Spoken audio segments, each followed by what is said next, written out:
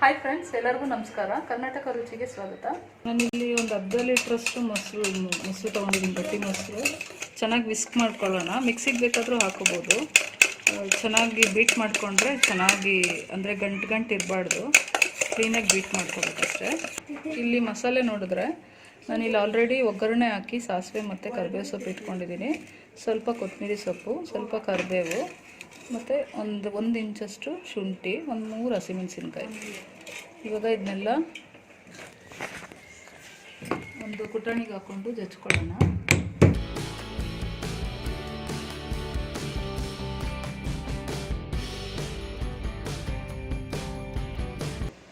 ಇದ್ರ ಜೊತೆನೇ ಕೊತ್ತಂಬರಿ ಸೊಪ್ಪನ್ನ ಹಾಕ್ಕೊಳ್ತೀನಿ ಮತ್ತು ಕರಿಬೇವು ಸೊಪ್ಪನ್ನ.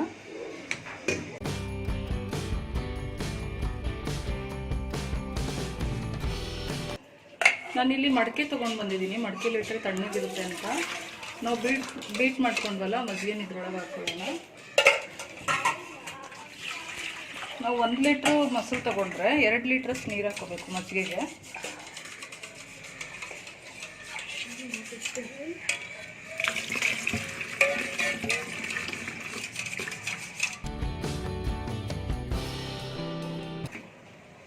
ಇವಾಗ ಇದಕ್ಕೆ ಒಗ್ಗರಣೆ ಹಾಕೊಂಡಲ್ಲ, ಸಾಸಿವೆ ಮತ್ತು ಕರಿಬೇವು, ಅದನ್ನ ಹಾಕೊಳ್ಳೋಣ. ಬೇಕಿದ್ರೆ ಇದಕ್ಕೆ ಒಣಮೆಣಸಿನ್ಕಾಯಿನೂ ಸೇರಿಸ್ಕೋಬೋದು.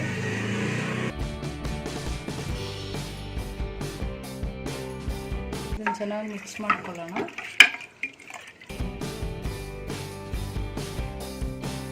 ಇದಕ್ಕೆ ರುಚಿಗೆ ತಕ್ಕಷ್ಟು ಉಪ್ಪು ಹಾಕ್ಕೊಳ್ಳೋಣ. ನಾನು ಪಿಂಕ್ ಸಾಲ್ಟ್ ಹಾಕ್ಕೊಳ್ತಿದ್ದೀನಿ. ಸ್ವಲ್ಪ ಉಪ್ಪು ಕಡಿಮೆನೇ ಇರಬೇಕು, ಏಕೆಂದರೆ ಬಿಸಿಲಿಗೆ ಉಪ್ಪು ಜಾಸ್ತಿ ಹಾಕಿದ್ರೆ ಬಾಯಾರಿಕೆ ಇನ್ನೂ ಜಾಸ್ತಿ ಆಗುತ್ತೆ.